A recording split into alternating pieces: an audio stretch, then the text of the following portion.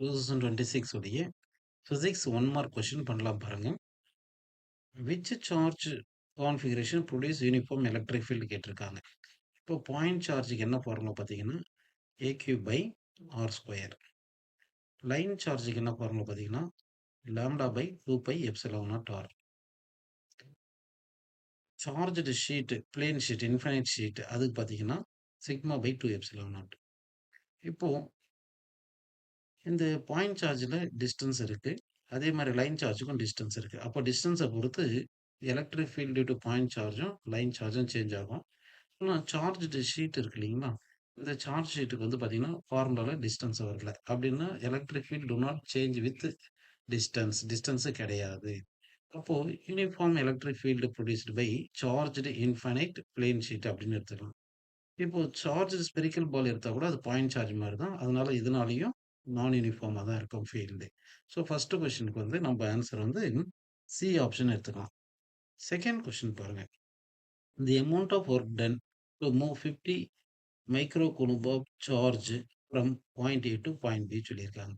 அப்போ ஏலேருந்து B move ஆகும்போது இங்கே எலக்ட்ரிக் ஃபீல்டு கிடையாது. அதனால ஃபோர்ஸ் ஆக்ட் ஆகாது. ஃபோர்ஸ் ஆக்ட் ஆகலைன்னா ஒர்க் டன் நடக்காது. ஸோ ஒர்க் டன் வந்து 0 அப்படின்னு எடுத்துக்கலாம். அடுத்த கொஸ்டின் போலாம் பாருங்க. 2.1 அதாவது the internal resistance of a 2.1 volt cell which gives a current of 0.2 ampere through a resistance of 10 ohm. அப்போ internal resistance கேட்குறாங்க. நமக்கு இஎம்எஃப்க்கு என்ன ஃபார்முலா பார்த்தீங்கன்னா current into total resistance R plus R அப்படின்னு எடுத்துக்கணும். அப்போ இங்கே இஎம்எஃப் 2.1 கொடுத்துருக்காங்க. கரண்ட் வந்து 0.2 கொடுத்துருக்காங்க. R வந்து 10 ப்ளஸ் ஸ்மால் ஆர் போட்டுக்கலாம். இந்த 0.2 நம்ம 2/10 எழுதிக்கலாம். 2/10 எழுதுனீங்கன்னா இந்த 10 இங்கிட்டு போயிடுச்சுன்னா 21 வரும். அப்போ 21/2 ஈக்குவல் டு 10 பிளஸ் ஆர்னு வருது. ஓகேங்களா? இப்போ 21/2 வந்து 10.5 that is equal to 10 plus R. 10 left side கொண்டு வந்தோம் -10 that is equal to R. So R equal to 0.5 Om.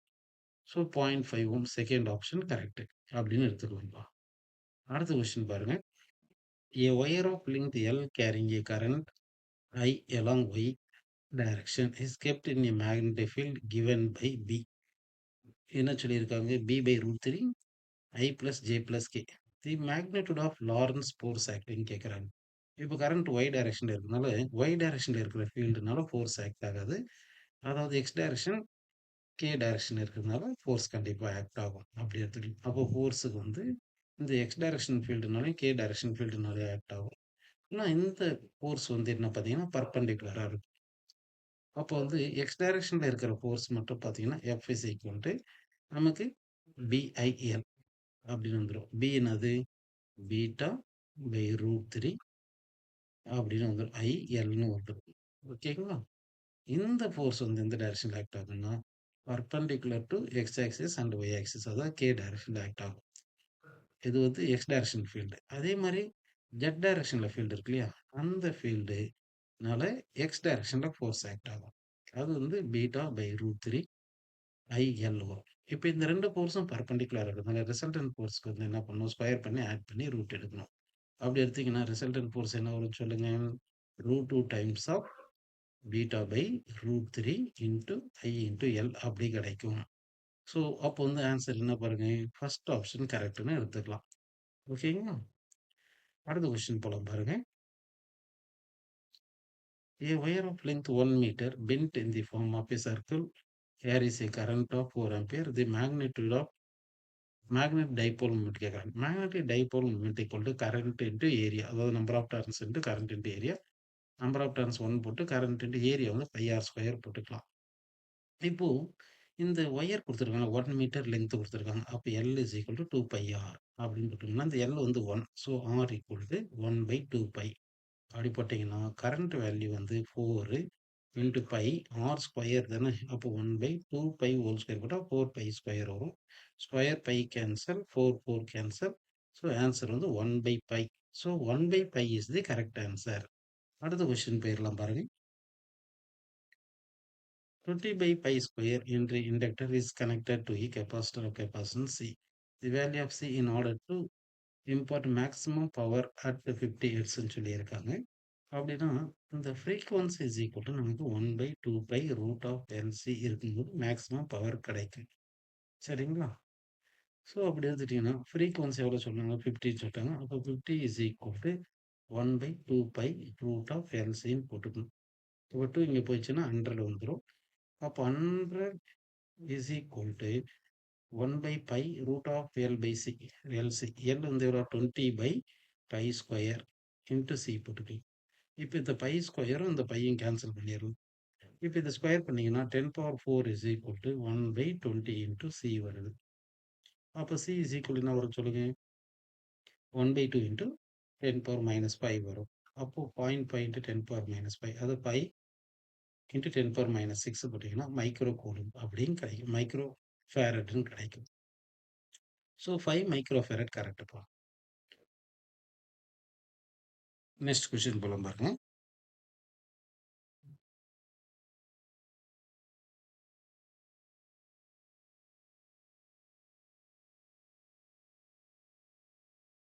Next question போலாம் பாருங்க.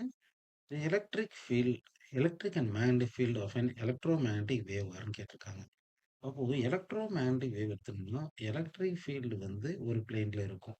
ஒரு பிளேன்ல இருக்கும். அது பர்பண்டிகுலர் பிளேன்ல தான் மேக்னெட்டிக் ஃபீல்டு இருக்கும். அப்போ they are perpendicular to each other. இதே மாதிரி எலக்ட்ரிக் ஃபீல்டு மேக்ஸிமா இருந்தால் மேக்னெட்டிக் ஃபீல்டு மேக்ஸிமா இருக்கும். எலக்ட்ரிக் ஃபீல்டு மினிமா இருந்தால் மேக்னெட்டிக் ஃபீல்டு மினிமா இருக்கும். அப்போ வந்து ரெண்டுத்துக்குமே ஃபேஸ் டிஃபரன்ஸ் ஜீரோவாக இருக்கும். அப்போ இன் ஃபேஸில் வரும். அப்போ in phase and perpendicular to each other அப்படின்னு எடுத்துக்கணும்ப்பா. அடுத்த கொஸ்டின் போலாம் பாருங்க. The radius of curvature of curved surface of a thin plane of convex lens is 10 centimeter and the refractive index is 1.5. If the plane surface is silvered, then the focal length கேட்குறாங்க. இப்போ ஒரு lens இப்படி எடுத்துக்கிட்டிங்கன்னா இந்த plane surface silver பண்ணிடுறாங்க. இப்போ light வந்து இப்படி என்டர் ஆகும்போது ஃபர்ஸ்ட் வந்து ஒரு ரிஃப்ராக்ஷன் நடக்குது. அதனால ஒரு லென்ஸ் இருக்கு. ரிஃப்ளெக்ட் ஆயிட்டு திருப்பியும் ஒரு ரிஃப்ராக்ஷன் நடக்குது. அதனால ஒரு லென்ஸ் இருக்கு. அப்போ 2 லென்ஸ், ஒரு மிரர். ஆனா மிரர் வந்து பிளேன் மிரர். அப்போ 2 பிளேன் மிரர்னால அதுக்கு ஃபோக்கல் லெங்த் வந்து நமக்கு இன்ஃபினிட்டி அப்படின்னு வந்துரும். அப்போ 1/f 0 வந்துரும். அப்போ வந்து இங்க என்ன பண்ணணும்னா, எஃபெக்டிவ் ஃபோக்கல் லெங்த்ன்னு போடும்போது 1 focal length of mirror plus என்ன பண்ண போறோம்? 2 times of 1 focal length of லென்ஸ்ன்னு போட்டுக்கணும். இது எப்படி இருந்தாலும் 0 வந்துரும். அப்போ நமக்கு என்ன வருது பாருங்க. Effective F is equal to இந்த ரெசிப்ரோக்கல் எடுத்துடலாம். FL/2ன்னு கிடைக்கும். அப்போ ஃபோக்கல் லெங்த் ஆஃப் லென்ஸ கண்டுபிடிச்சு பை 2 போட்டீங்கன்னா ஆன்சர் வந்துரும். நமக்கு 1/FLக்கு என்ன ஃபார்முலா பார்த்தீங்கன்னா வந்து மியூ மைனஸ் 1 இன்ட்டு 1/R. அப்போ இதை சால்வ் பண்ணணும். மியூ எவ்வளோ? 1.5 மைனஸ் 1 0.5. 0.5 வந்து 1/2. ஓகேங்களா? ஆர் எவ்வளோ கொடுத்தாங்க? 10 கொடுத்துருக்காங்க. ஓகேங்களா? அப்போ வந்து எஃப்எல் ஈக்குவல் டு 20ன்னு வருது. அப்போ இங்கே 20/2ன்னு போட்டிங்கன்னா ஸோ ஆன்சர் வந்து 10ப்பா. So 10 is the correct answer அப்படின்னு எடுத்துக்கலாம். அடுத்த கொஸ்டின் பாருங்க. Two coherent monochromatic light beam of intensities I and 4I respectively. The maximum and minimum possible intensities கேட்டிருக்காங்க. நமக்கு resultant intensity formula I1 plus I2 plus 2 root of I1 I2 cos pi இதுதான் formula. ஓகேங்களா? அப்போ resultant intensity is equal to I1 வந்து I, I2 வந்து 4I plus 2 root of I into 4I cos pi போடணும். இப்போ maximum வேணும்னா cos bike வந்து 1ன்னு போடணும். மினிமம் வேணும்னா காஸ் பைக்கு வந்து -1ன்னு போடணும். அப்போ காஸ் பைக்கு +1 போட்டால் மேக்ஸிமம் கிடைக்கும். அப்போ மேக்ஸிமம் என்ன பாருங்க, இது I + 4I 5I இங்கே ஒரு என்ன வரும் கிடைக்கும்? இங்கே ஒரு 4I கிடைக்கும். ஆக மொத்தம் 9I கிடைக்குது. ப்ளஸ் போட்டால் மினிமம் வரும்போது இங்கே -1 போடணும். அப்போ இது வந்து -4I வந்துடும். 4 4 கேன்சல் ஆகிட்டு I மட்டும் கிடைக்கும். அப்போ மேக்ஸிமம் வந்து 9I, மினிமம் வந்து I அப்படின்னு வருது. So third option correct. அடுத்த கொஸ்டின் பாருங்க. In Young's double slit experiment, the slit separation is out and the screen to slit distance doubled. Then bandwidth கேட்டிருக்காங்க. Bandwidth equal to lambda d by d நமக்கு தெரியும். இப்போ இது என்ன பண்ணியிருக்காங்க? Slit with வந்து ஆவுடுன்னு சொல்லியிருக்காங்க. அப்போ d வந்து d/2 ஆயிருது. இந்த டிஸ்டன்ஸ் பிட்வீன் இது வந்து 2 டைம்ஸ் பண்ணிடுறாங்க. அப்போ இது டபுள் பண்ணிடுறாங்க. அப்போ இந்த 2 மேலே போயிடுச்சுன்னா என்ன ஆயிரும்? 2 × 2 4. அப்போ பீட்டா டேஷ் 4 டைம்ஸ் ஆஃப் பீட்டான்னு வந்துடுது. அப்போ increased to 4 times, increased by 4 times அப்படின்னு எடுத்துக்கலாம். சரிங்களா? அடுத்த கொஸ்டின் பாருங்க. Photons of wavelength lambda are incident on a metal. The most energetic electron ejected from the metal are bent into a circular arc of radius or by a perpendicular manifold having magnitude B சொல்லியிருக்காங்க. தி work function கேட்டிருக்காங்க. நமக்கு என்ன தெரியும்? Incident energy HC by lambda that is equal work function plus kinetic energy தெரியும். So kinetic work function is equal to HC by lambda minus kinetic energy. அப்போ kinetic energy கண்டுபிடிக்கணும். Kinetic எனர்ஜிக்கு வந்து half MV ஸ்கொயர்னு வருது. Kinetic energy கண்டுபிடிச்சு இங்கே substitute பண்ணிடணும். வெலாசிட்டிக்கு என்ன ஃபார்முலா பார்த்தீங்கன்னா BQV equal to MV square by r தெரியும் இல்லையா? அப்போ ஸ்கொயர் வி கேன்சல் பண்ணிட்டா வி ஈக்குவல் என்ன ஆகுது? பிக்யூஆர் டிவைட் பை எம் வருது. அப்போ இந்த வி கொண்டு போய் கைனடிக் எனர்ஜியில் சப்ஸ்டிட் பண்ணுங்க. கைனடிக் எனர்ஜி இங்கே சப்ஸ்டிட் பண்ணீங்கன்னா அப்போ ஒர்க் ஃபங்க்ஷன் வந்து நமக்கு என்ன கிடைக்குன்னா இந்த ஆன்சர் கிடைச்சிரும். ஓகேங்களா? அடுத்த கொஸ்டின் போலாம் பாருங்க. If the nuclear radius aluminum-27 is 3.6 per me, the approximate nuclear radius of copper 64 கேட்டிருக்காங்க.